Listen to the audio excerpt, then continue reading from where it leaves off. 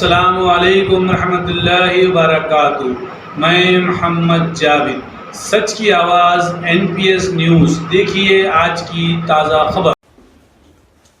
इस भयानक घटना में हम सभी को एक बहुत बड़ा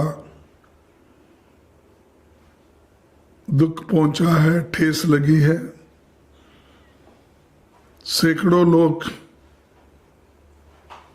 इस एक्सीडेंट में मरे हैं और सैकड़ों लोग इंजर्ड हुए हैं। ये सब देखकर मुझे गहरा दुख पहुंचा है।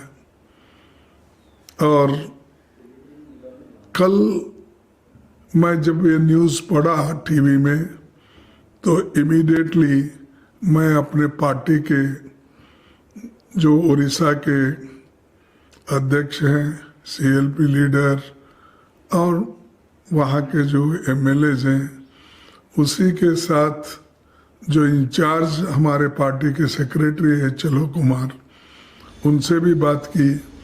और जो हमारे लीडर अपोजिशन लोकसभा में